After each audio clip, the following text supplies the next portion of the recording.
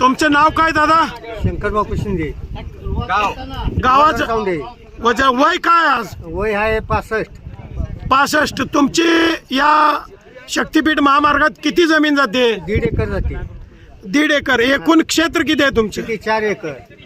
4 एकरातलं 1.5 acre जाते. जाते. हा आज या ठिकाणी शक्तीपीठ महामार्ग हा हा मुख्यमंत्री स्वप्नातला मार्ग पूर्ण व्हायला लागला आहे. हा आज तुम्हाला योग्य मोबदला सरकार देणार आहे, हा.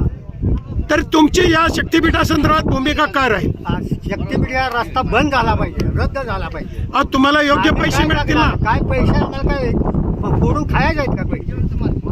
आज तुमची 4 पिढ्या त्या पैशावर जगतील. कशाला काय गरज नाही आम्हाला. आम्ही उपाशी मरू. आज द्राक्षबाग तुमची जाते. आमची जागेवर कुजून पडू दे जरा. आमचे मुख्यमंत्री साहेब म्हणतात तुम्हाला योग्य मोबदला आम्हाला देऊ. काय गरज नाही का हिचे पैशाची.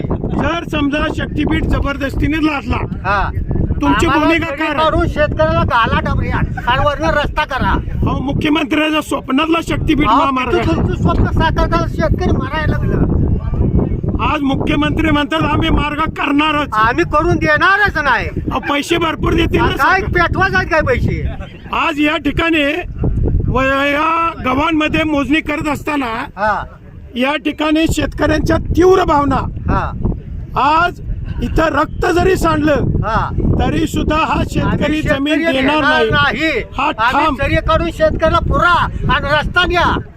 आज या ठिकाणी शेतकऱ्याचं म्हणणं आहे आम्हाला इथं जमिनीत पुरा, हा. आमची भूत याच्यावर नाचतील हा आणि तुम्ही आमचं रस्ता तयार करा. आमचं श्राद्ध घाला हा. आणि श्राद्ध घालून गोड करून तुम्ही रस्ता करून रस्ता जावा. करून घ्या. इतका तो रस्त्यावर तीव्र हात विरोध, लावायचा नाही.